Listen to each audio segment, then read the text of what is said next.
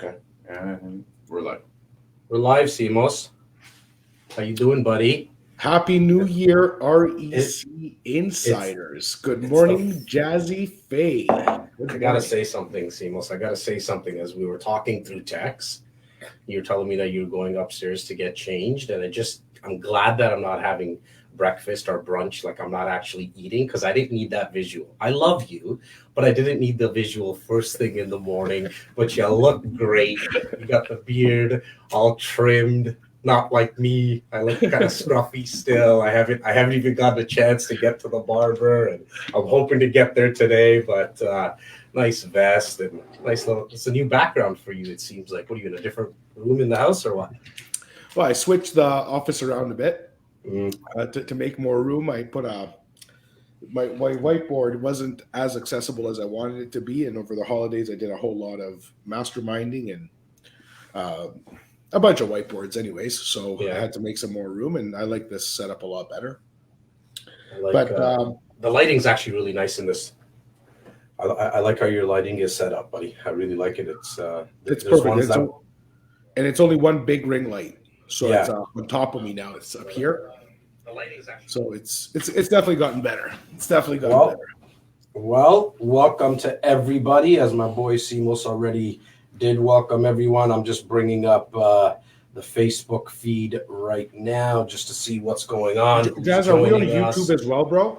We're not yet, so I was gonna actually be speaking about that just in terms of kind of a bunch of new announcements, very, very exciting announcements that we're going to be making today to the REC Nation, and talking about YouTube will be one of them. So right now we're just live on Facebook, but we've heard the feedback from people in our inboxes saying, well, I don't have a Facebook account and I really do want to watch live. And so what we've decided to do for our next brunch, we will. I didn't think it'd be a good idea to make the change without letting everybody know first. So moving forward, our brunches will only be broadcast now on YouTube because I have a feeling everyone's been to YouTube at least once in their life. So it's going to be a lot easier for people to get that, along with so many more announcements that we got to make. But as I was driving in today, brother, I was thinking, I was like, where are we going to take this today? What are we going to talk about? And so really kind of a couple of things on my mind, and then Simos, please, unpack what you're thinking for the brunch today. But I wanted to talk about 2-3 things that were very important. Number one, the last brunch that we did, sometime, I think it was December 18th, we had our very, very good friend, Mr. Christopher Slydon, broker record here at our Royal LePage Signature, talk about the stats in December. See, what happens is when we get the stats, we get them on the 4th or the 5th of the month. We, at that time, on December 18th, we were essentially talking about the end of November stats. So what both Simos and I have today, I have them right in my hands right now, is the actual year-end stats. And I gotta tell you, I've been doing this for 17 years, and some of the numbers that I saw, and it's not even like average price and stuff that we normally talk about, which we will dive into, but some of these stats were, wow, very interesting. I didn't see some of them coming in as high as they did, and then on the other end, some of the stats coming in as low as they did, and we're gonna dive into that. But before we do that, I mean, I think it would be fitting, right, brother? It's what are we at today, Stephen? And shout out to Stephen Rochester behind the 1s and 2s. I think we're on the 7th or 8th of January. I'm a little lost. Everything's a little blur. Is it the 8th today? Okay, great. So it's Saturday, January 8th, 2022. I had to write that down on my paper signals. But you know how we're all going to be signing checks and stuff like that with 21 still on them. Saturday, January 8th, 2022. I thought it would be fitting that we touch a little bit on some New Year's resolutions, with our community, with our nation, right? And so if you're watching right now, I would love, and we would greatly appreciate you putting in the comments some of your resolutions that you've come up with. Maybe it was at the end of the year, maybe you're still getting around to it. And the reason I think that's so important is because once you put it out in the world, a very interesting thing starts to happen. The universe, God, whatever you want to call it, and I'm not trying to get all like deep on that kind of stuff. I don't want to go too high level and fluffy with people, but an interesting thing does start to happen. Universe, God starts to put you in front of the opportunities because you're actually thinking about it. You're dreaming about it. Hopefully you wrote it down on a piece of paper. Hopefully you've scheduled it somewhere. If it was something to do with health, or if it was something to do with business, personal, whatever it is, once you schedule it, it's real now. And so we thought it was would be very, very cool. Just a cool little exercise to start the Saturday. Let's try to help each other, because look, you don't know who's watching this live. You don't know who's going to be watching the recording. We have a little over 10,000 people, Simos, now in our community, in our REC insiders. And so the recording goes out to them.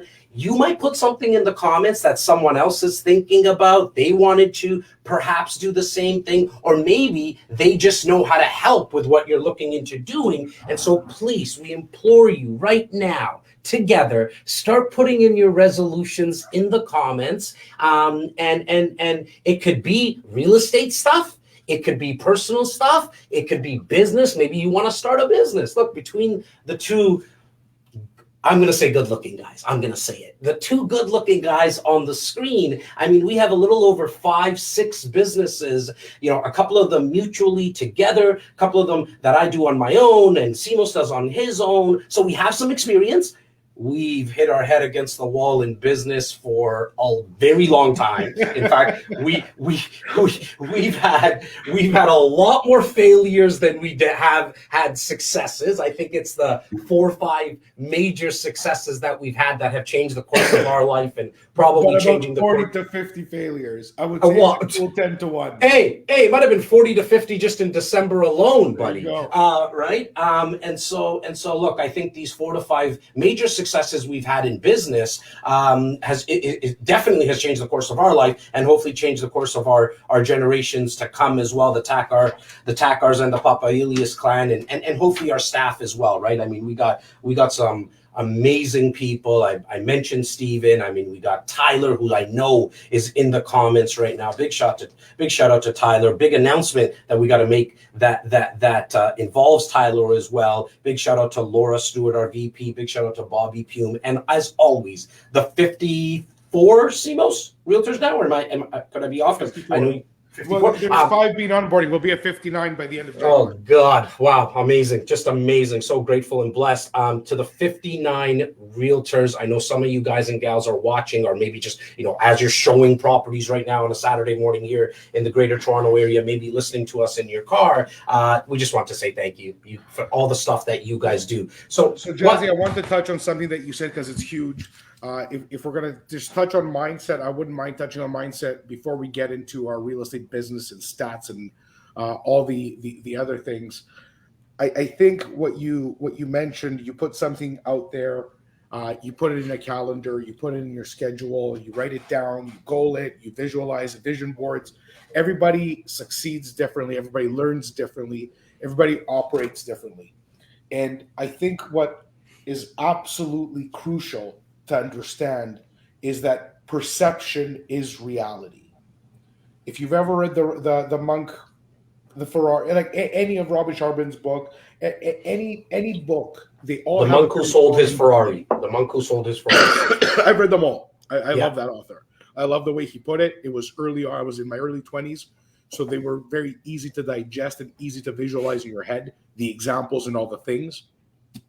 So if you've read The Monk, if you've read any of those books, you're going to realize quickly that perception is reality. Meaning that if I wake up today angry, things are not going to go well for the day.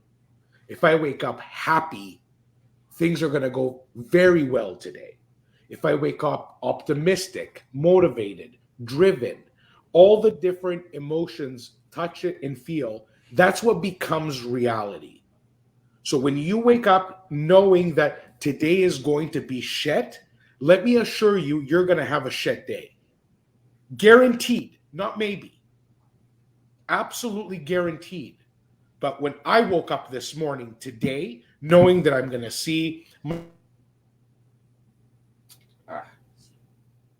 I think Simos just went a little frozen as excited as I know he is. It's so nice to see some familiar faces, as always, in the chat group, lighting it up. I want to see some faces, and I want to hear from some people that we normally don't hear from. So don't be shy, guys. If you're on and watching live, there's no better time than right this second to start to put out to the world what you're looking into accomplishing in 2022. Look, I read a comment with somebody who's saying that they want to do a JV for a multiplex. How nice is that? Like, that got my head turning. Like, okay, I know this person now. Like, I don't know exactly who it is, but because they put it in the comments, guess what? I'm going to be able to reverse engineer something maybe for them, meaning that I can put them in touch with another REC insider that's considering doing a JV. Myself and Simos are always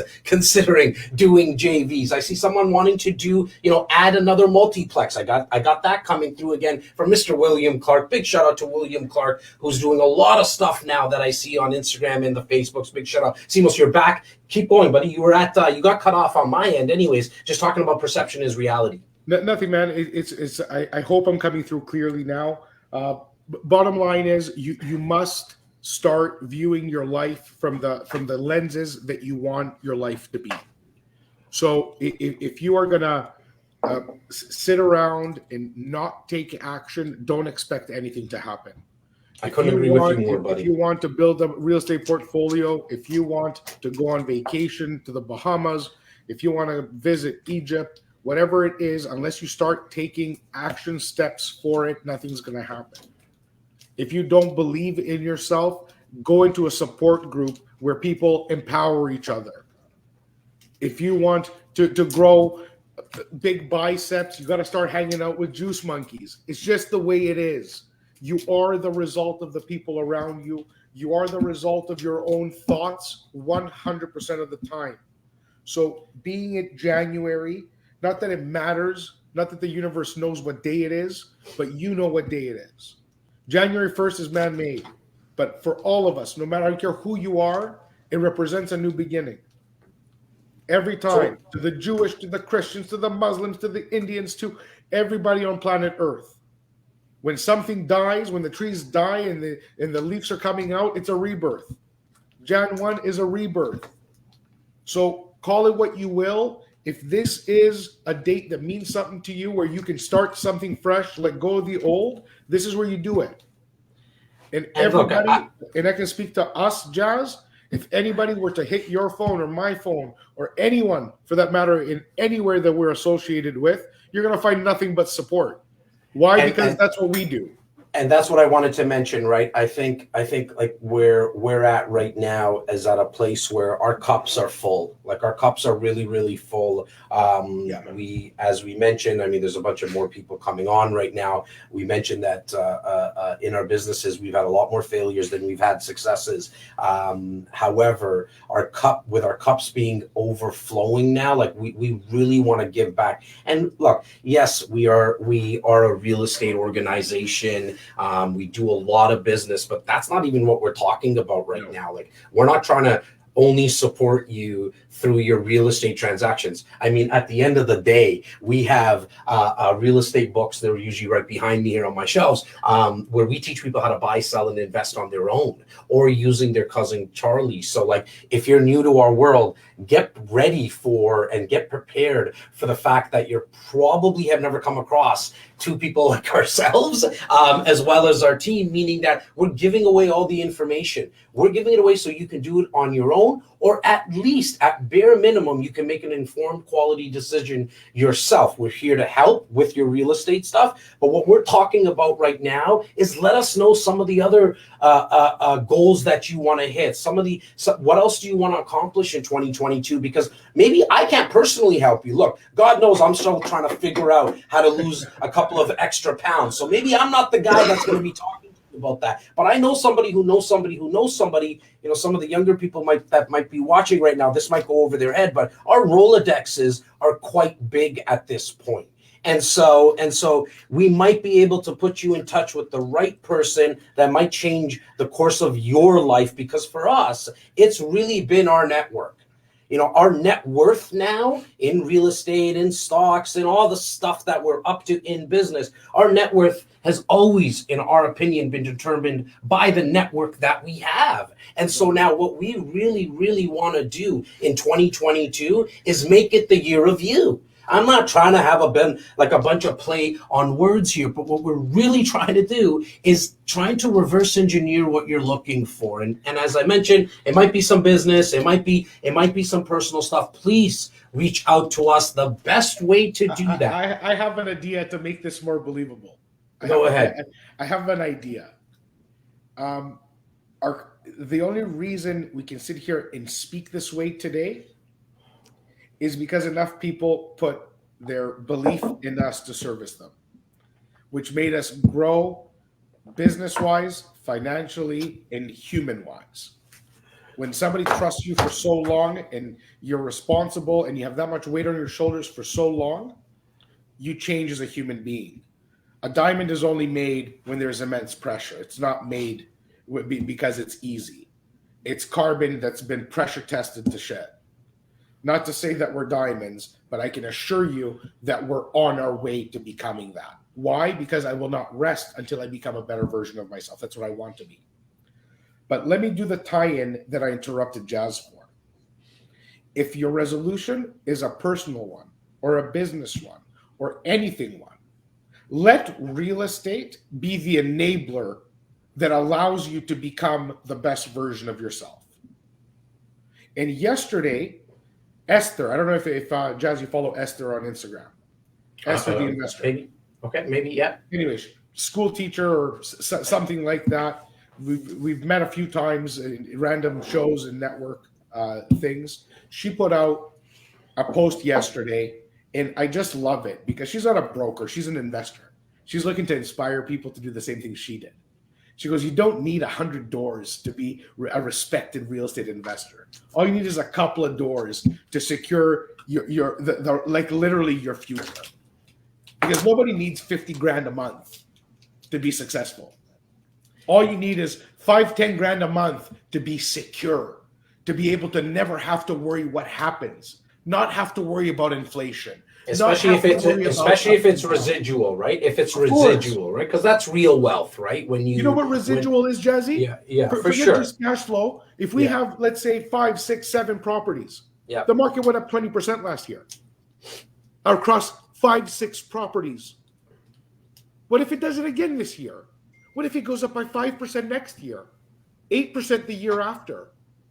If my job, I'm making 100 grand a year, but my real estate portfolio is making 100 grand a door, what does that mean to me? If I have 8, I made 800 G's. If I have 2, I made 200.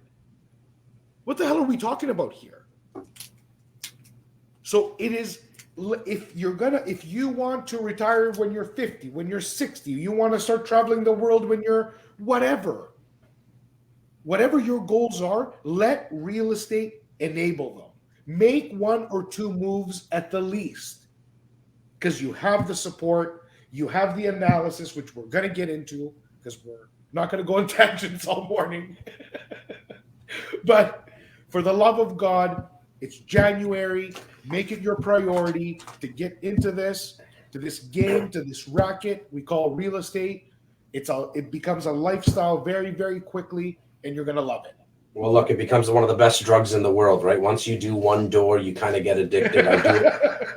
I do definitely agree with the girl Esther that you mentioned. I mean, we've been saying this a long time, right? Especially when you go to real estate investment groups, brunches like this, discussions like this. I mean, we got a little over 60 people right now. Like, this is so cool, right?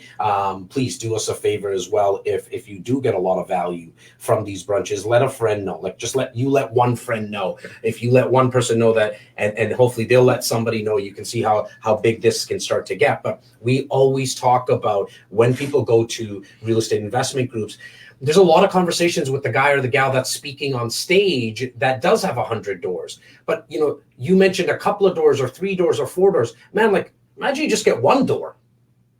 You know, and imagine you don't even do all the stuff that we speak about that real estate allows you to do, which is refinancing, pulling out equity, and then growing your portfolio. Let's just say you bought one door in 2022 and you never even refinanced it. All you did is just let the values go up and let somebody else pay down the mortgage. So I'm not talking about only like your principal residence. And this might come off weird to some people, knowing that, you know, we're real estate brokers and I'm a real estate broker, but I don't even think you need to own where you live. Should you? Probably. You don't need to. Like, if you look at the uber wealthy in the world, a lot of them don't actually own where they live. What they make sure they do, though, is go get a door or 5 doors. But if you just buy a property this year, this is like the most basic and most simple way I can explain how you can create wealth in real estate, is buy one property this year. On average, you could probably find something in the Greater Toronto area. Yeah, the average price is a little over $1 million, almost close to 1.1 million. But that means that's the average. There's still properties at $750,000, $800,000. There's condos for $650,000. If you just hold on to that for 25 years, you amortize, you get your mortgage, your amortization is going to be 25 years. You never touch it. You don't refinance it. Just continuously rent it out. It's going to be worth a lot more than when you bought it, and it's going to be free and clear. You can take that cash flow every month, that rent, in 25 years, and you have no expenses other than some property tax and maybe some maintenance fees, but like, you don't have a mortgage payment anymore. So that's really where, for me anyways, the rubber hits the road with real estate, is that, look, it's great. We're very ambitious. We are super ambitious, myself and CMOs and a lot of our leadership team. However, that doesn't mean that you have to do it like us. In fact, chances are you won't be able to do it like us, because our paths were different. Mine and CMOs' path was completely different, right? And so I don't mean that in a way that we were better or worse. It's just, it is. That's it. So you have to be able to focus on what your current situation is. And wow, if I hear once again that, oh my God, I don't have $100,000 myself and I can't invest in real estate, like, I'm gonna puke. Why? Because we've said this over and over again. The coolest thing with real estate is you don't need to have $100,000 yourself in your account. You just need maybe 10 people with $10,000. See, obstacles will always come your way. It's a matter of, are you seeing them from a solution-oriented perspective, or are you just seeing them as problems? And so I know we went really, really deep on this conversation today, but I think it's very important. It's the first brunch of the year. We're very amped up as well. Nobody let Simos and I speak for the past couple of weeks, so you can tell where all the energy and the passion is coming from. We need to get it out. Yeah, we had to get it out, right? And so to everyone here, a couple of announcements I want to make before we really dive in to the year-end stats. Take this for what it's worth, meaning we're going to help you kind of decipher what these stats mean, but please get your own copy and I'll let you know. So, how are we actually going to help you this year? How can we possibly help you? We can't help everyone. I mean, let's put that out there right away. Okay, we cannot help everyone. We try to, but the truth of the matter is we cannot help everyone in our organization, but we have tons of resources. So here's a couple of things that I want you guys to please make a note of. And Tyler, I know you're listening, and Steven, maybe we can throw some links as I start to throw some stuff out there. Number 1, Brunch with REC will be moving to youtube.com. We'll send you the emails. It's going to be moving to YouTube. It is going to happen every other Saturday. Every other Saturday, you will have a Brunch with REC live on YouTube. We made a slight change, though, and this is one of the announcements that I wanted to make. Number 1. Exciting announcements. Very exciting announcements. Number 1, one out of the 2 brunches that happen every month, it will be myself and Simos, and having a conversation like this. We'll be bringing guests on. Today we're not going to have any guests because we wanted the mics to ourselves, but we will be bringing on guests. guests, and we will be bringing on economists. We will be bringing on a lot of our service providers, our mortgage brokers, the guys from Graybrook, the guys and gals. I'm thinking of Sarah Larby from her investment group. We're just going to be bringing a ton of guests onto our brunch, and sometimes we're going to have 2-3 guests on at the same time. We're just going to have a conversation. Literally every thought leader and industry leader in this country is going to be coming on, because they have all become such valuable resources for us. They enable us to help our insiders, meaning that we take from Michael Saraceni, from Scott McGillivray, from Patrick Francie, from Sarah, from Rav Tour, from Sean Hildebrand, from Tim Hudak, from all the leaders who shape this industry are coming on to literally advise you verbatim, not through us, but on the show. You will hear them speak to you. And that will be happening on the second Saturday of every month. Okay, and then the following brunch in that month, so I think it works out to be the last Saturday of the month. You'll always get emails, by the way, and if you're just new to Facebook and you're not getting our emails, please send an email right now to info@reccanada.com. It's info@reccanada.com. The next brunch that will be happening in every single month will be hosted by none other than our REC investment coach, Tyler Walburn. And what he's going to be doing, he's going to be sitting down every single time he does his brunch with a real insider. What does that mean? Well, he's going to be sitting down with someone like yourself who's actually invested in real estate. You might have 57 doors. You might just have your first door. But we want to share some of those stories with real people. See, I've been doing a podcast for a little over 3 years, and not to drop names, but I've had some big names. I've had the Grant Cardones, the Robert Kiyosaki's. I mean, the list goes on and on and on. But what we found is they're actually not my most listened to episodes. Believe it or not, one of the most listened to episodes is with Sue Murphy, who is an REC insider for 6 years now, but she went from 0 to 11 properties in about 3 years. Well, what we found is it's easier for you to relate to someone like a Sue Murphy than it is with a Gary Vaynerchuk who has a $500 million company. A little tough to resonate with him and relate with him. And so what Tyler will be doing will be sitting down once a month with an REC insider documenting their real story. If you're watching right now and you want to come on and share your story, please send an email to info@reccanada.com. Again, it's info@reccanada.com, and just mention that you want to get on a call with Tyler and do something like this. It's very laid back. You can tell. Like, Seamus and I just kind of go off the cuff. Tyler's gonna have his 4-7 questions ready to go, and we're gonna document your story, and hopefully you can inspire one other person to maybe do the same thing or something similar to what you've been doing. So that's one of the major announcements that we wanted to make. The second announcement we wanted to make, which is very important, is last year in October, we did, I checked, I looked all over the internet, and nobody else in the world is doing this. We did it the first one in October, and we're going to be doing it again on Thursday, January 20th. It's going to be at 7 p.m. It is the REC Investors Marketplace. Why do I say nobody's really doing this? Because it's the only place that I know of, but call me out. I like when these things are being recorded, by the way. It's the only place where you're going to get 3 to 4 investment opportunities brought to you. It's going to be kind of like speed dating. In fact, what we're going to be doing on Thursday, January 20th, we already have 4 investment opportunities lined up.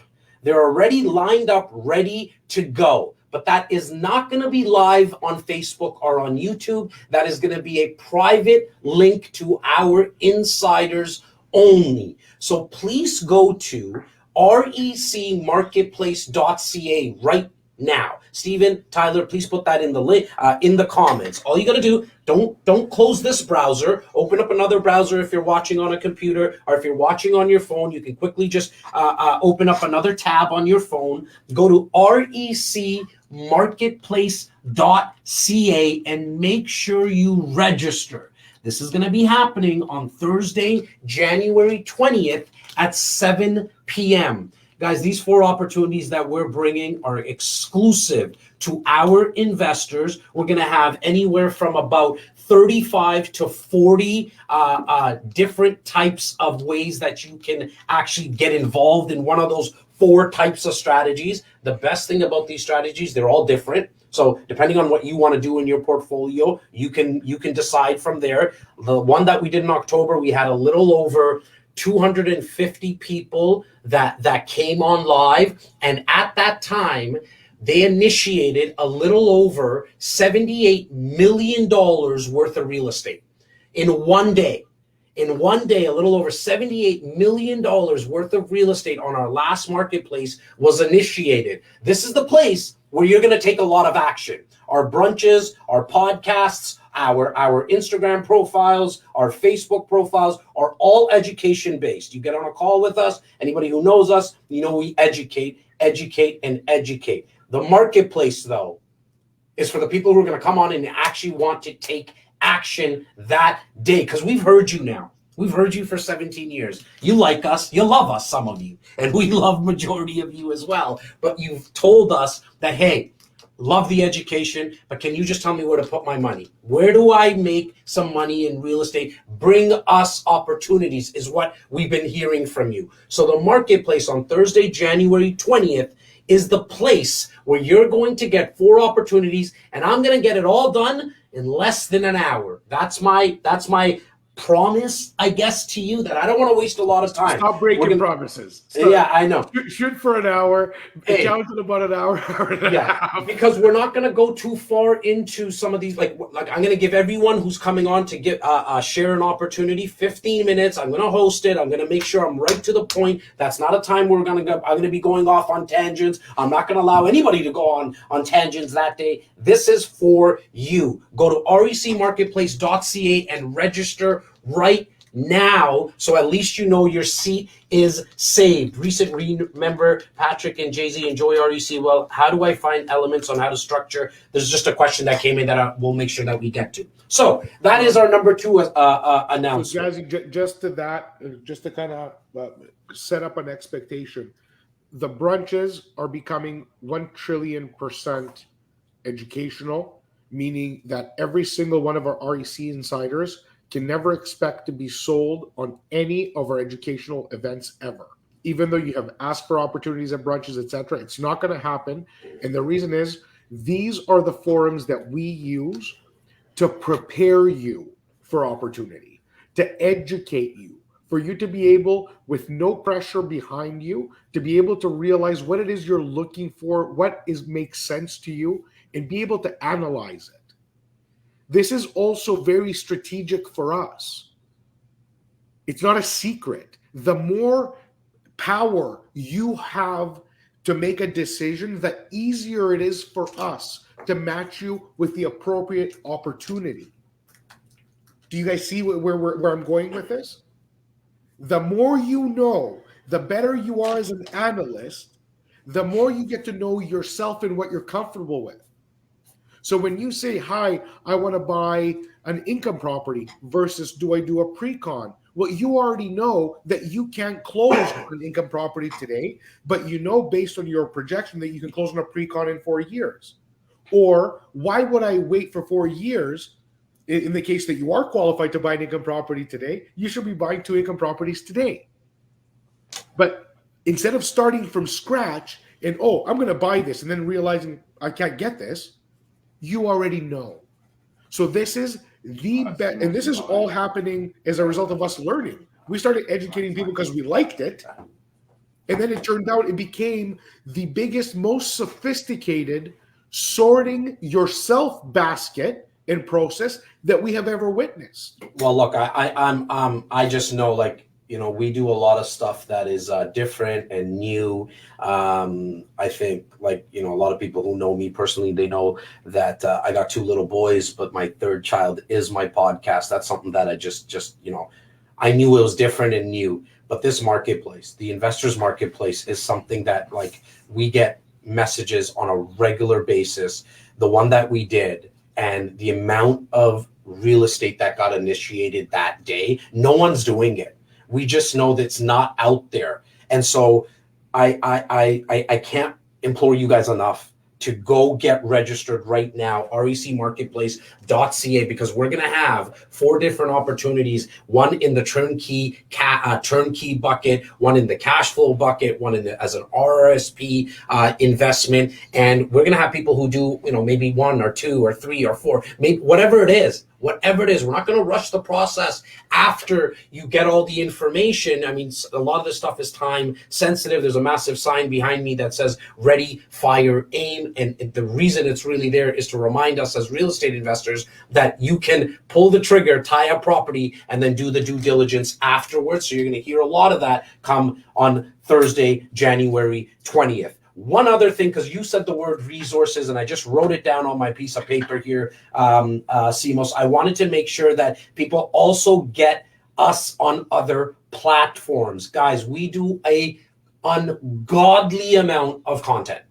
And when I say content, I don't mean just video. I mean video. I mean audio. I mean written word. I mean images. And so I wanted to give you a couple of resources, and then I promise you we're going to dive right into the stats. And so if you don't mind, Stephen, can you just put the following Instagram links? If you guys are on Instagram, please follow these profiles, because you're just going to get more information. You're going to get an opportunity to learn more and connect with more people. Let me start off with at Simeon Papa Elias. That's Simos' Instagram account. And Simos, if I made a mistake on the profile, sometimes I forget these things. Go to at Simeon Papa Elias on Instagram. Go to at Jazz Takar 13 on Instagram. Go to at Laura Stewart TO on Instagram, as well as at rec.canada on Instagram. I want to make sure you guys follow right now at least those 4, and as we come up with more and more profiles and some of our team doing more content, we'll make sure that we share all those profiles. But for now, I need you to go to those 4 accounts and make sure you're following us on Instagram, because we do so much more content on a daily basis on that platform, because it lends itself to it, and we would definitely want to make sure that we're connected there. So those, again, just really quickly, it's at Simeon Papa Elias, at Jazz Takar 13, at Laura Stewart TO, as well as at rec.canada on Instagram. And I know my boy Steven is making sure that he's getting all those up on our socials as well. I want to jump into the stats. I want to, as I mentioned earlier when we got on, I was quite surprised by some of the numbers that came on. And I know we're waiting for Simos to, I guess, get back on. He might have some internet issues. GTA market stats is kind of where I wanted to get started today, because I figured, Simos, are you back? I think I hear you and see you backstage here. I'm back, buddy. I'm back with my cell phone. Unfortunately, my Wi-Fi pooped out. So no worries. Okay, good. You're back on. Okay, good. Good for data plans. That's always a good thing. I wanted to start where I got you cut off, buddy. I want to get started with the GTA market stats. Let's go really kind of high level, and then maybe we'll go into some of the micro markets as well. We'll pick maybe 2-3 of them for everyone who wants the stats. I'll make sure that it's not set up right now, so I'll get my boy Steven to get this taken care of, to give you a copy of these stats as well, and how you can get them quite easily. But let's jump into the GTA market stats. Average price point right now is $1,095,000. We've been talking about 1.1 million as the average price in the GTA. But you know what I found the most interesting, buddy, is the 121,000 sales that happened. Never. So that's a record. Like, what was the high? Simos, do you remember what the highest was about 4 or 5 years ago? It was 2016, and it was Yeah. 115,000. Yeah. And when we saw that number then, I remember the entire country being in an uproar, which resulted into the Fair Housing Plan, which is the worst name for what they did. But the last time we saw this much activity, everyone panicked and thought it was just too much. This last year at 122, almost 122,000, unprecedented activity, unsatiable appetite, 400,000. The goal for 2021 by the government was actually achieved. 400 new permanent residents entered Canada. So I know it doesn't make noise because everybody's talking pandemic and doomsday, but quietly the government got enough planes in, and 400,000 people entered the market. And this year we're looking at 420,000 people. Money is dirt cheap. Well, let's talk. Hang on. There's a lot to unpack there. There's a lot to unpack there, right? And so, 121,000 sales. First, let's touch on that, right? We know it's record. Now let's talk about 2022. I don't foresee this happening again. I don't see 121,000 sales, and the reason I mention that is because I just don't think we're going to have the inventory to do that type of number in terms of sales. I think we're going to see a slight drop because of the inventory, and which will make the value of real estate keep on increasing. So when people say, when is this going to stop? In our opinion, and if you disagree with me, please, Simos, pipe in. But in our opinion, this will only stop when we have more supply. We've been saying this for 17 years. We've watched this now for 17 years. In fact, even more, because our TREB stats and our resources allows us to go back 100 years. But as long as we have this limited supply, we are going to continue to see values increase. In fact, they went up in the GTA year over year, 17 point. You said 20% a little while ago. To be exact, it's 17.8% in all of Greater Toronto Area.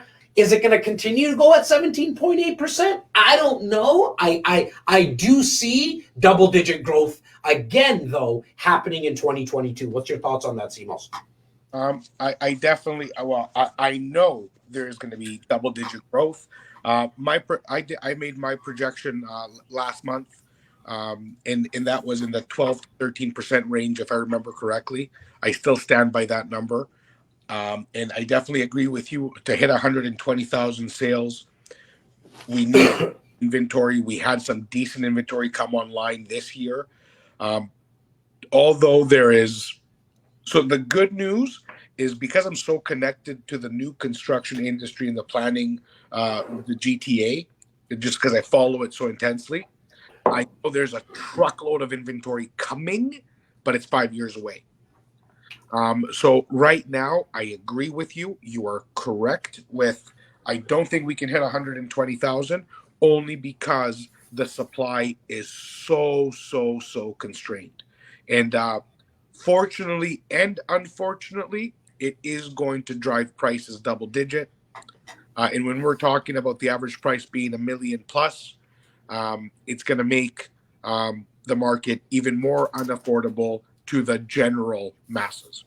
Which I think what's going to happen, and this is probably music to a lot of investors' ears, I know it is to mine, is that because you have an average price point of 1.1 million.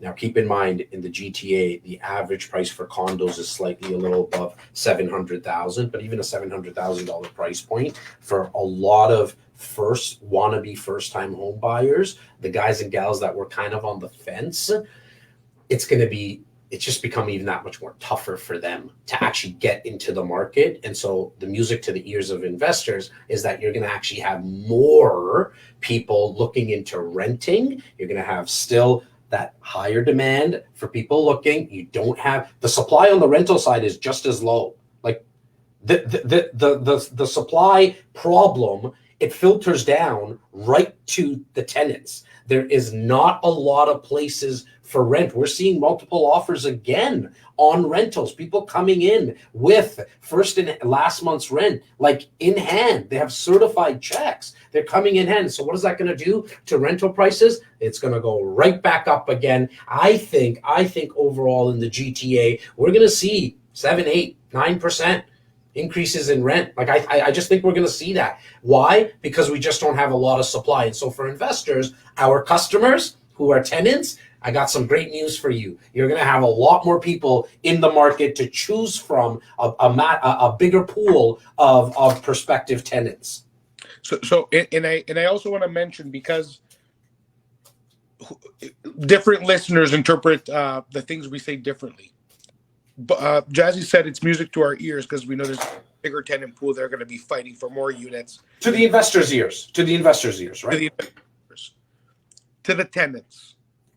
To the tenants. Should you be desperate? Should you give up? The answer is no. Just like if I today decided to move to New York and I wanted to live in the Upper East Side, I know as a fact that I can't afford it. As a fact. If I wanted to cross Central Park, just because I want to, doesn't mean I can. I can't buy it. But I could rent it. Why? Because I work for a tech company and they're going to pay my rent of $10,000 a month. I could rent it. Toronto is becoming that market. If you don't see it, you need to open your eyes. It is a privilege to buy real estate in the city of Toronto at this point. It is not a God-given right. Toronto's become... It's become that market. Well, yeah. Like, I'm sorry, I'm not sure if you said is becoming or is, and I apologize for that. It is. Like, it's a renter's... Like, it's going to be a renter city. That's right.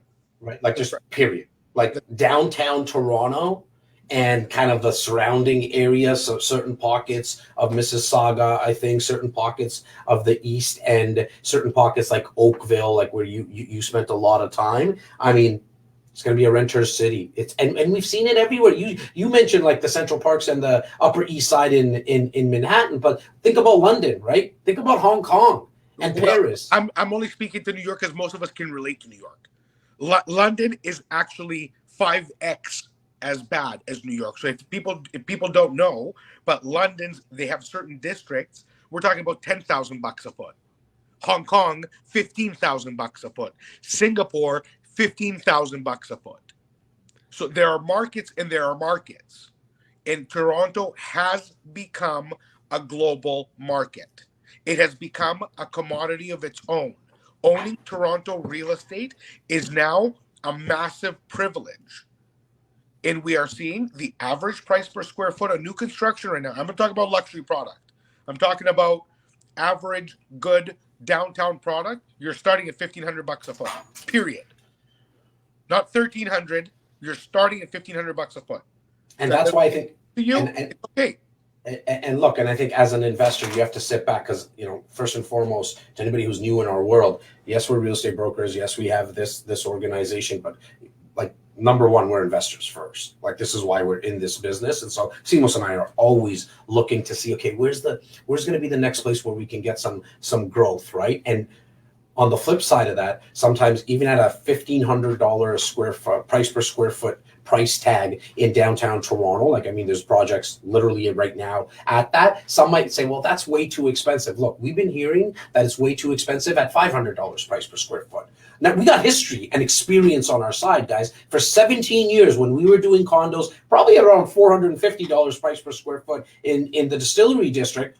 When it went to $650, they said that we were on crack when we were telling them that it's going to go higher. This has been going on for a very long time. It's going to go to $2,000, to $2,300, to $3,000. That's what's going to happen. The only thing that stops that, again, is those immigration numbers. If for some reason people stop coming into the country, I just don't see that happening anytime soon. And so that's why values continue to go up. Now, I still think there's a lot of value in investing right into the city, even at $1,500 price per square foot, because it's going to go up. However, if you're a little bit more price conscious, there is areas right outside the GTA now, I'm somewhat like, I have never really been uber bullish on areas like Hamilton, but now I'm really getting to a place where I know that an area like Hamilton, for example, you have a lot of people moving there because they don't necessarily need to be working in downtown Toronto, and investors are wanting to pick up product at $1,000, $1,200 price per square foot. Because see, when downtown Toronto was at $500 price per square foot, Hamilton was flirting at $200. So Jazz, I'm just going to add one thing. 10 years ago, average price in Hamilton, 10 years ago. Anybody here can go online, go to CMHC, go to Treb, pull the stats. 10 years ago, Hamilton was a $250 average price for a home in Hamilton. It's $750 plus today. Me and you made our money in Toronto. I know hundreds of investors who made big bones in Hamilton. Okay. Well, and on the east side, too, look, we talk about Hamilton. Look what our friends have done in Durham last year, exactly at this time in Bowmanville. You know, I think of Moto Condos. It was at, I believe it was at like $800 price per square foot in Bowmanville. Like, and we had some people in our industry saying, like, what the heck is going on? Well, when the second project came out, it came out at a little under $1,000 price per square foot, right? And so we're seeing it in both ends of the city, right? But I'm just saying that the Hammer and that whole Niagara region is on fire still.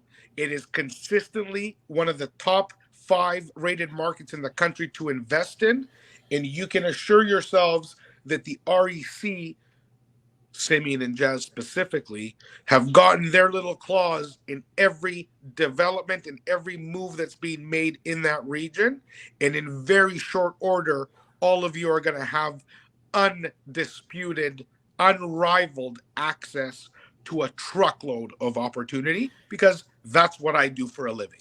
Really quickly, I just wanted to give a big shout out to one of our REC insiders. I just saw the name, Lisa. You see my clubs? I see them, buddy. I see them. Lisa Oatway. Lisa Oatway, investor with REC. We've done a lot of stuff together. I'm not 100% sure what the book is exactly about. I know it's a children's book. It kind of came up in my feed a couple of days ago. Big congratulations on getting your book published, I believe. And if I'm wrong, please put it in the comments. I hope you're watching right now, Lisa. I did see you in the comments. And this is just another example of one of our own, an REC insider doing some cool things, some big things, and we want to be very supportive. Lisa, please send an email right now to info@reccanada.com. If you're watching, Tyler, if you don't get it within the next hour or so, please reach out to Lisa and let her know that we want to pick up 10 copies of her book right now, and it's children's book, so I got kids, Seamless has kids, we're going to give them away, but we want to order 10 copies of your book, Lisa. We want to support you because you've supported us in so many ways, and for everybody who's watching right now, and oh, Lisa is here, oh my OMG, thanks, yes. So for anybody who's watching, go click Lisa's profile when we're done the brunch. If you can open up another tab, go now, and just go check out what she's doing. Just a massive congratulations to her. There's a couple of questions in the chat. You wanna take a couple of questions, brother? Yes, I sure do. Okay, cool. So why don't we hit up? I just saw one here. Recent. How do I find the elements on how to structure a JV deal? From Carl. Carl, thanks for asking that question. How do I structure a JV deal? I mean, there is, 5,700 ways to do a JV deal.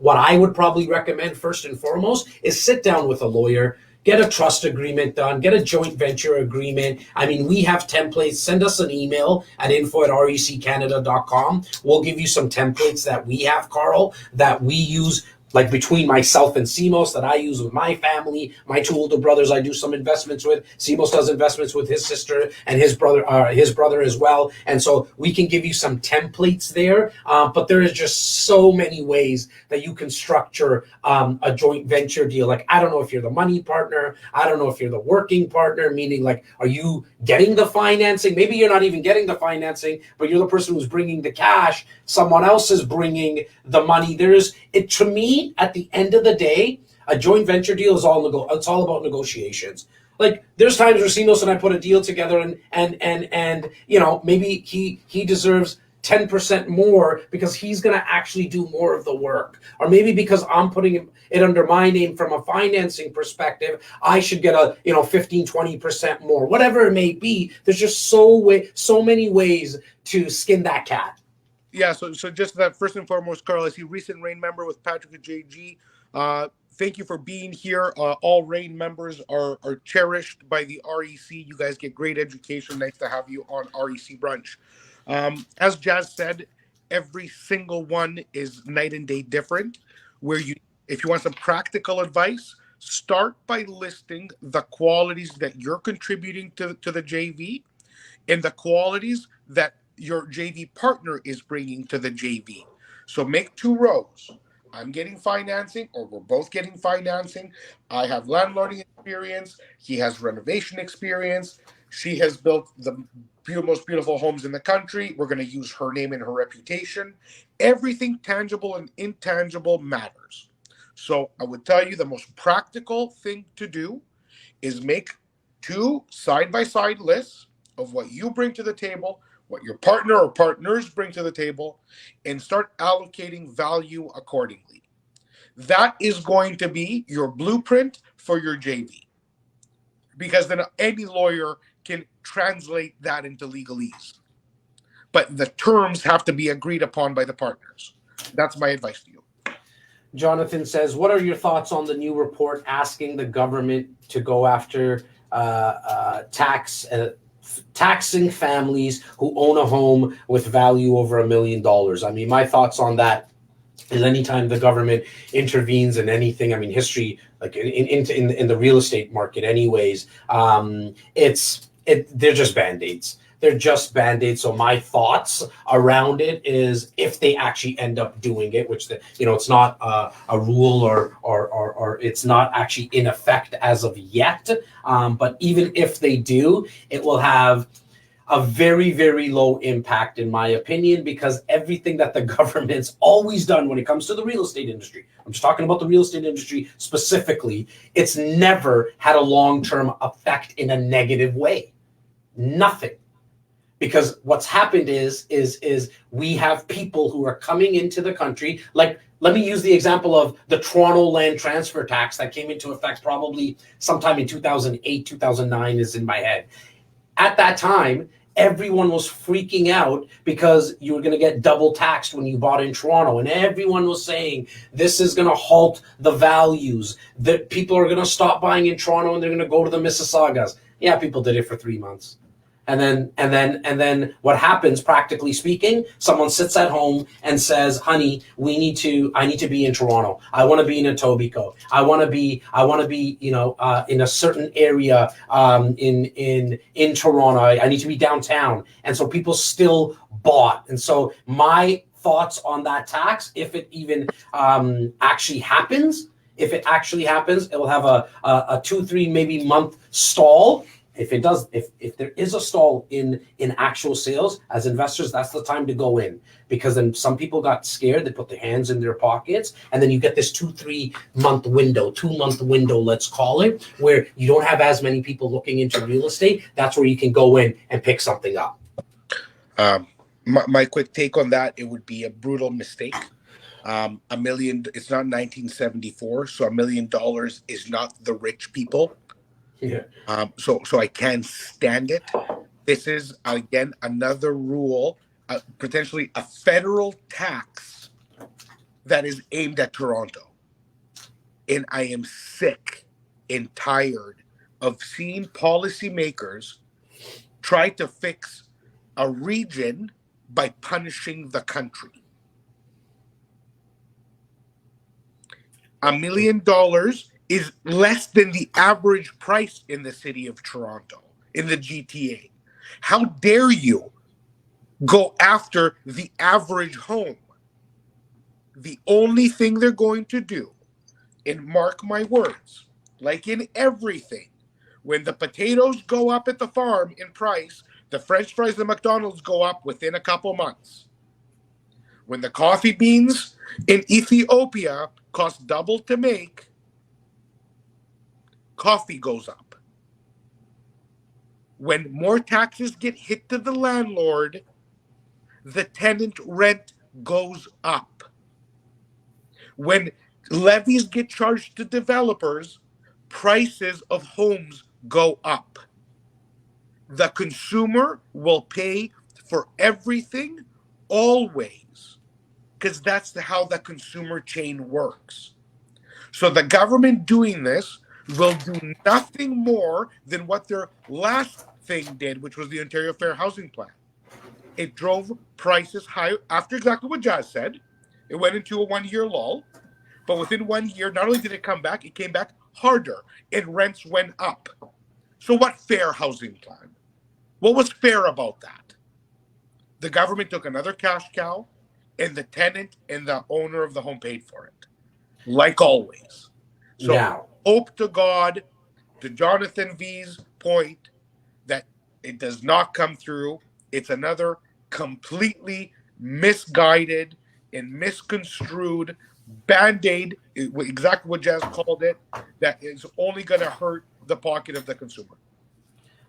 yeah, I mean, my head went to a couple of different places there. I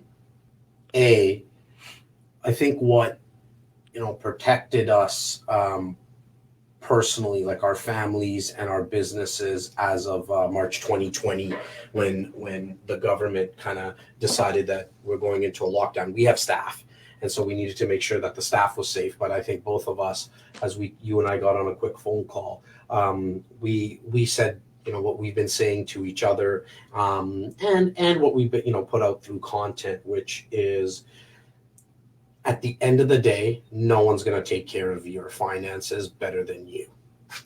The government is not here to take care of your finances, your financial future. So you need to find ways to protect yourself.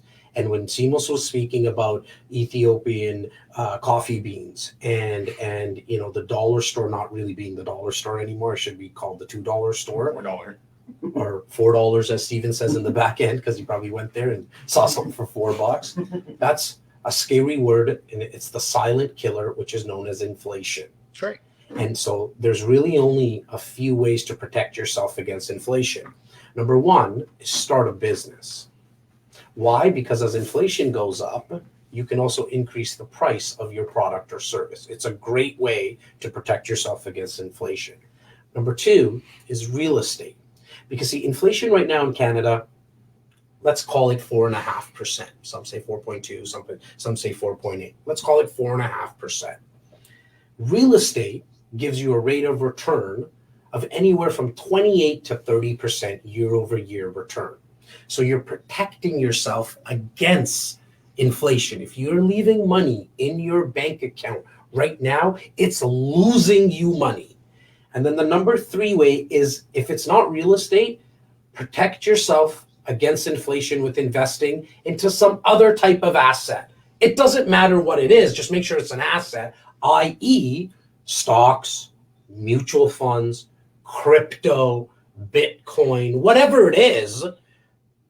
Get educated on it and then pull the trigger, because what's happening to a lot of people, especially people who are older and have a lot of money sitting in their bank account, it's losing its value, guys and gals. And so you need to find a way to protect yourself, because I got news for you. It's not going to be the red government, the blue government, the orange government, the green government, and whatever else comes along our way. It doesn't matter who's the prime minister or who's the president in the States. At the end of the day, you can make the decision that you're going to be in control of your financial situation. Because see, if shit hits the fan, you can't then blame someone else. You need to have accountability here and hold yourself accountable, because you now know that it's not going to be the government that's taking care of your stuff. They'll come up with their new rules. Like, and I don't go on government rants. That's not who I am.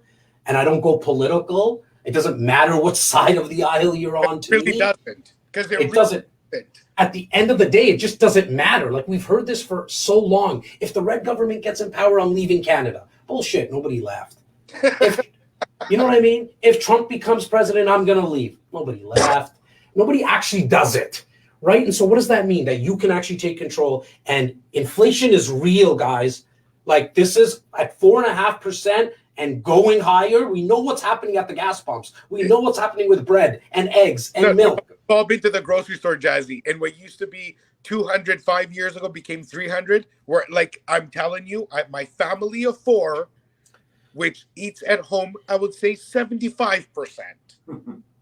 We're at 400 to 600 a grocery shop, depending on if we have to buy how many meats we have to buy, how many of this. 400 to 600. Hey, look, That's 16 to 2,500 bucks. That's just groceries, bro, for the month. Look, I love myself some bacon, and I'm watching, like, literally, like, I'm watching what's happening with the price of bacon. It's skyrocketing. And this is happening right across the board, guys. So please find those 3 things that I said that you can protect yourself, get yourself in business, invest into real estate, and then number 3, some other type of asset. I want to make sure that we get to a lot of these questions. A very dear friend of the REC, Donna Hoskins from beautiful British Columbia. Good morning, Jazz and Simeon. So what is my Heartwood unit worth given all these stats?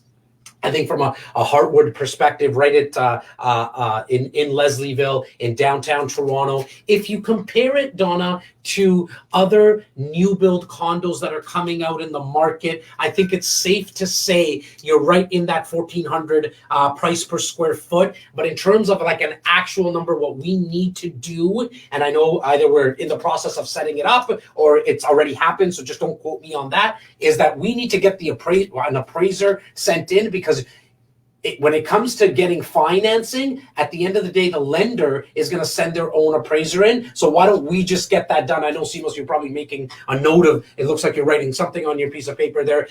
Let's get that taken care of. But if we're just comparing, Donna, to what's happening in the new build sector in that area, I mean, it's $1,400 to $1,450 all day long. But she also had another question I want to get to. What do you forecast will happen to interest rates this year? Great question. A lot of the, Simos, I'll go first on this, and please, I want to hear what you have to say. I don't even think you and I have really spoken about this. A lot of the pundits have been saying that there might be as high as 6-7 increases to the overnight lending rate. The overnight lending rate right now, I believe, sits at 0.25, in and around there right now. I personally believe there's only going to be 2. I'm glad it's being recorded. Right. We'll see what happens here. I think there's going to be maybe 2 increases, maybe on the high end 3. I think it's going to be closer to 2. And the reason I say that is because in Ontario right now, I mean, back into lockdown mode. Right. And so the government knows you can't increase the rates right now. That's not what they're going to do. So I think this is going to, look, I don't even think they're going to increase the overnight lending rate till at least until March. And then they'll see what happens for 3, 4, 5 months. And then if there's another increase that happens, it'll probably happen in September. So what that tells me, to the average person who's listening right now, when you go get a mortgage, generally speaking, let's just work on a 5-year fixed rate. I think it's safe to say you'll probably still be able to get a 5-year fixed rate for the rest of 2022. For the rest of 2022, under 3% is my forecast. First of all, I don't know what happened to your volume, but all of a sudden you started yelling at us. Simos, man. Simos, I haven't done a brunch since December 18th. I told everybody I'm coming in hot today. I'm coming in hot. And so go. What was your thoughts? I think your mortgage prediction is spot on. We already missed one hike, which was very didn't touch it. They knew why they didn't touch it. They saw the writing on the wall with this whole Omicron nonsense that's pestering us, and took us back more steps. But at the end of the day, I do think you're right. I think probably March, April, they're going to take a look at the books. If they do anything, it's going to be done then. If they don't do anything, I would think by August or July, they will for certain take a quick small notch. So 1 to 2 is spot on. Okay, thoughts on investing in Calgary from our boy Jag. Personally myself, I've always liked to stay in the Greater Toronto area. Like that Southern Ontario. Let me call it Southern Ontario. Only because I'm born here, I'm raised here. The stats that I get, the ability for me to manage the property when I want to touch, see it, and smell it has always been easier.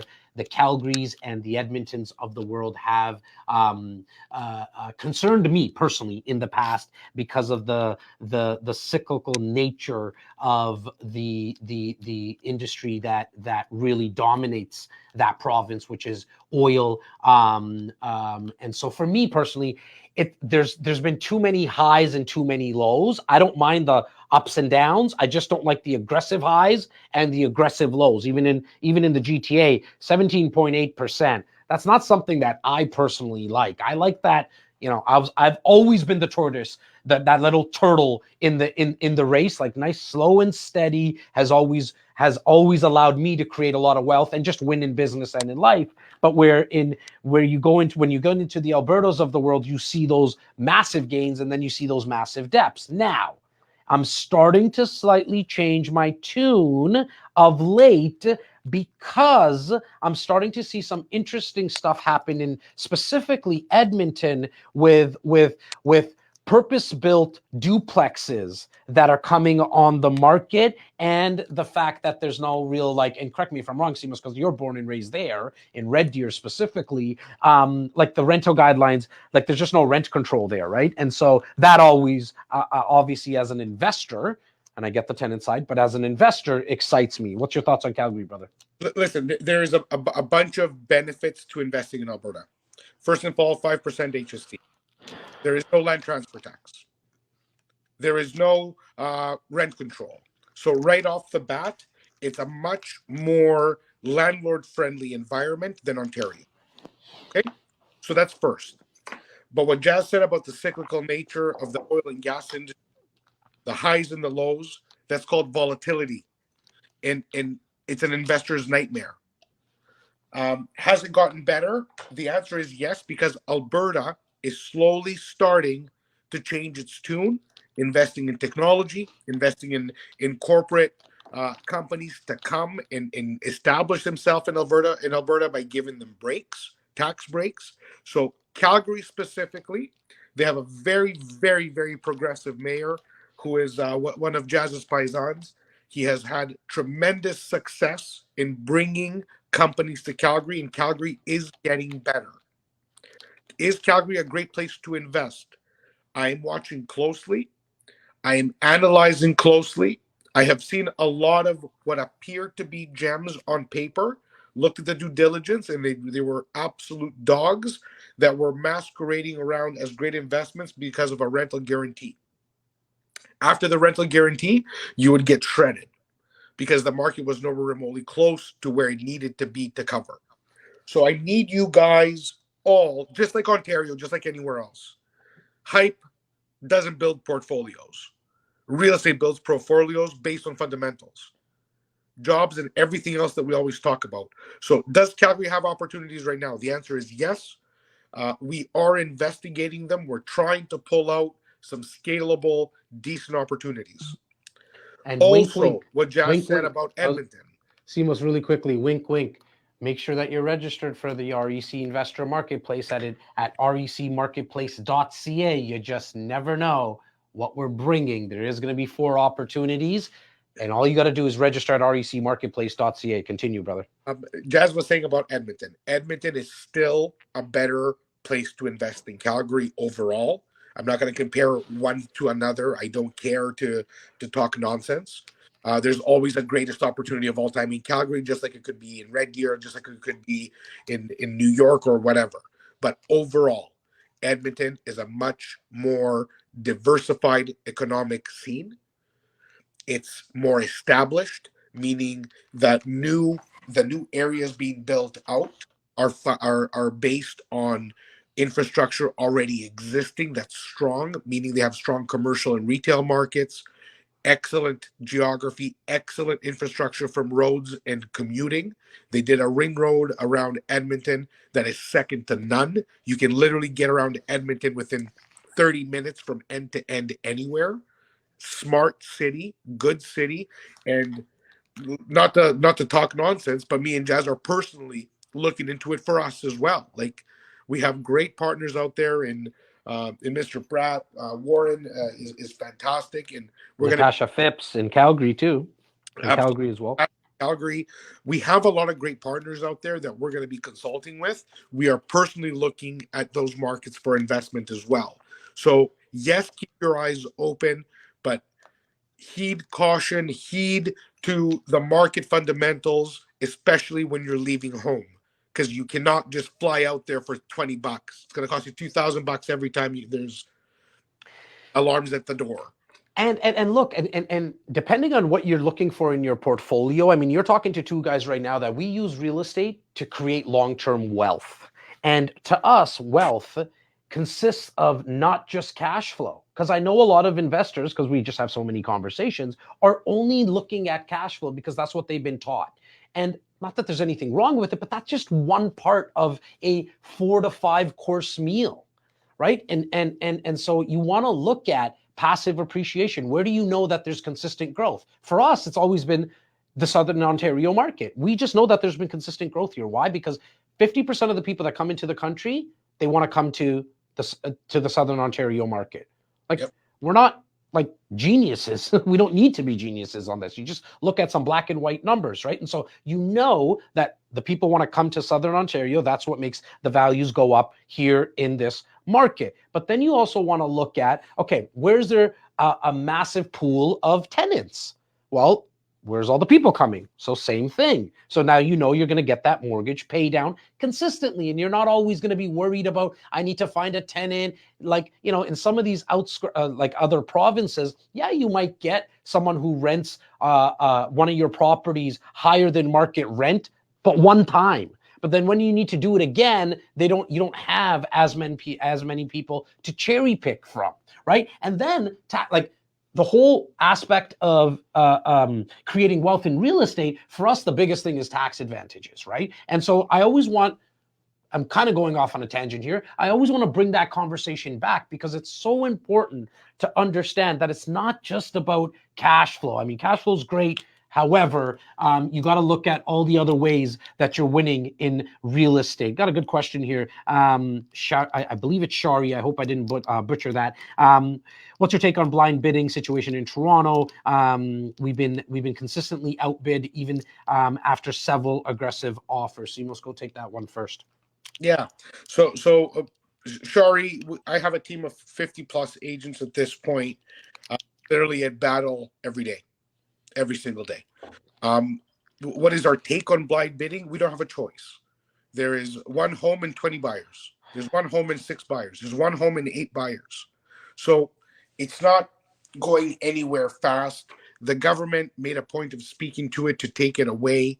It would be even worse if that were to happen, because now the seller is losing their choice and they're going to be much more prone at listing price way over and taking their chances, which is going to make the market a different market.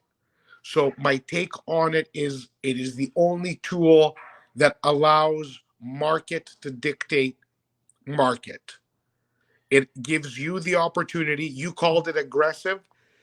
You may be wrong, and clearly you're not aggressive enough.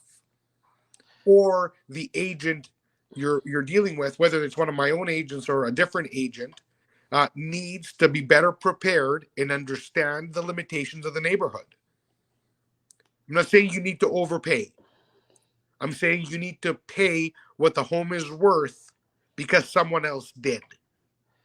Well, and here's the other thing that I would advise as well, Shari, is consider going a little further out than where you're looking right now. Also, consider a different strategy. Maybe you're looking at a duplex in whatever area you're looking into, but maybe this calls for a time where there's inventory and not a lot of people bidding, like there's that process doesn't even exist in the new build sector. Maybe that's a different strategy you look at. Maybe you park some of your money into a land development deal until we get a possible 2-3 month window that I was talking about earlier, where if rates do go up a little bit, if some government regulations come in, you now know that you can strike when there's a little less people. Just don't stop putting in offers. However, you might need to do that in a slightly different area with a different strategy. I mean, we had a little over 200 investors right from this desk invest into a new build because they didn't want to deal with the bidding. And a lot of these guys and gals have made on paper, they've made $60, $70, $80,000 by putting down 25, 30,000. So the return on their investment has been in some cases as high as 100%, but on the low end, it's been as high as 50%. They put down 30,000, right? And they're seeing much higher returns. So anyways, you might need to just change up the strategy that you're implementing right now. Anything to add to that, Simos? No, man, I think that's great advice. And when you're being consistently outbid, that is the ugly truth is you're not being realistic to market. It's one thing to be outbid once or twice, but if you're now in your fifth or sixth, you're consistently coming short because you're thinking that the market, like you're not mentally prepared for what you're trying to do. So the reality of the market is that if it's listed at 900, stop looking at that stupid number because it doesn't mean shit. Pull the last 3-4 comparable sales. Have your broker pull up proper data. And I'm not talking about 6 months ago because that's a different market again. Now, pull up the last 3-4 sales. You need to be in that range. Yeah, look, and when you see listings, this is to everyone. When you see a listing on the resale market, not the new build market, when you see on the resale market, just consider it listed at $1. Exactly. The listing price is irrelevant. If there's anything that you take from this brunch, just repeat that to yourself, write it on a whiteboard, write it in your mirror in the bathroom. The listing price is irrelevant. Agents and sellers list properties on purpose low. The listing agent, the person with the for sale sign on the property, their job is to get the highest amount for their seller. That's what they're being hired for. And so what they do is they list it lower to attract more people to come see it, which will then inevitably get them more offers. So when you're looking at a property, you see it online, you see it at 900,000. I want you to think to yourself, okay, Jazz and Simos told me to only think that it's worth that it's listed at $1. Now, the next step is to do what Simos said, which is find out the comparable properties, and you need to get like really into the micro and as close as possible to like the last 2 days, 3 days, 4 days. Simos said 90 days or 6 months, I think you said. I mean, forget that, right?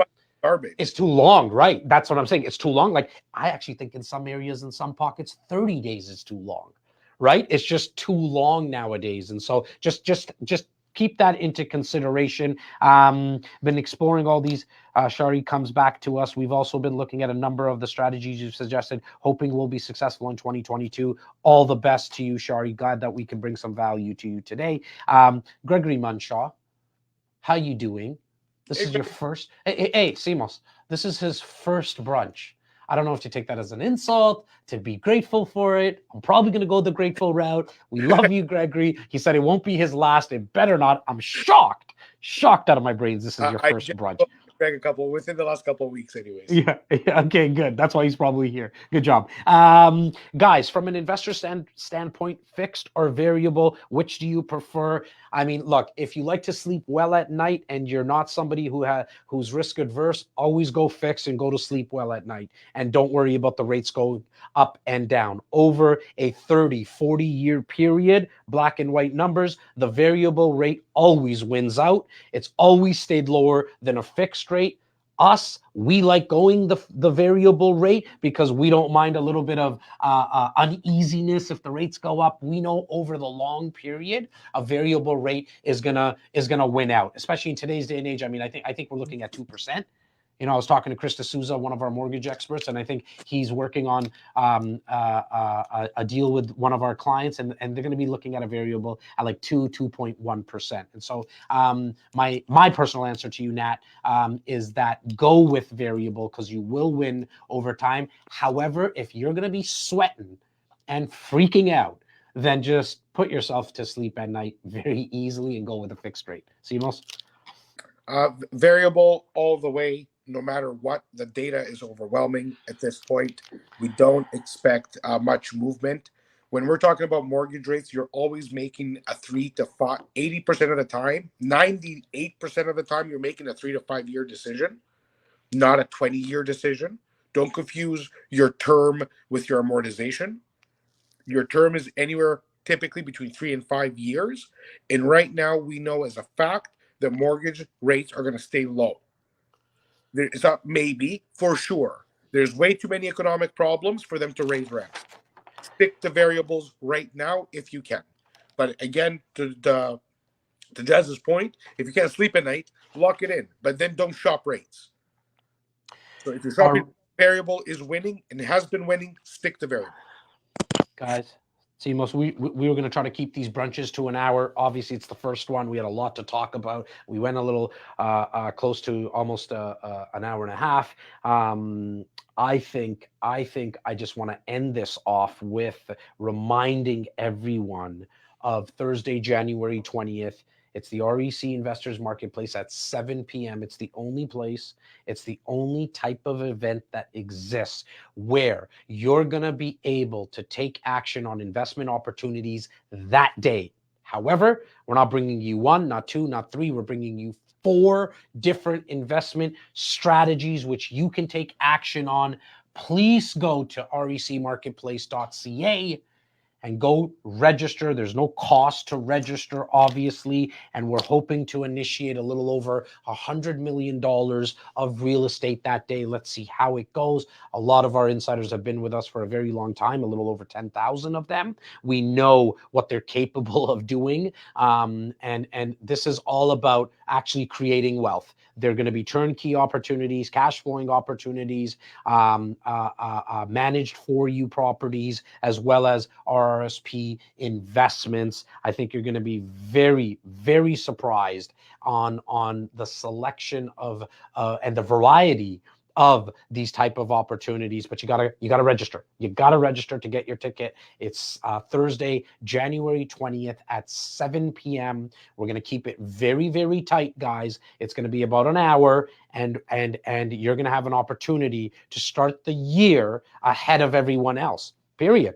If you come and you take action, you're already starting your journey in creating wealth in real estate, and it all goes down on Thursday, January 20th at 7 p.m. And all you got to do is go to recmarketplace.ca. I want to wish everyone an amazing Saturday and even a better start to the new year. Simo, sign us off, brother. To every single one of you, I mean, we said all the things we really thought were important for the first 20 minutes of this brunch. It is January. Keep your mindset strong. Keep your positivity strong. If you're not surrounded by people who empower you, that's the first and most important change you need to make.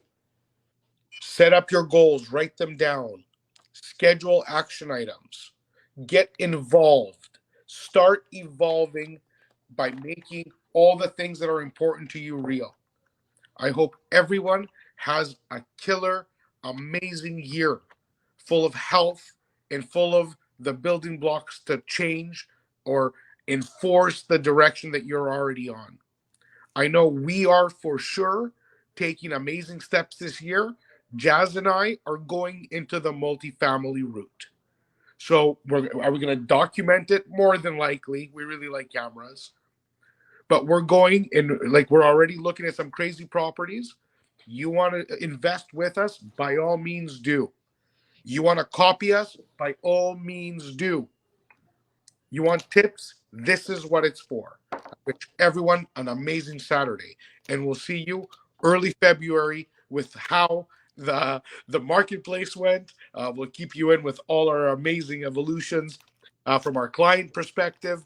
And of course, we'll look at the market stats again as to how the market responds to all the commentary that we've had. Everybody have a really, really amazing one.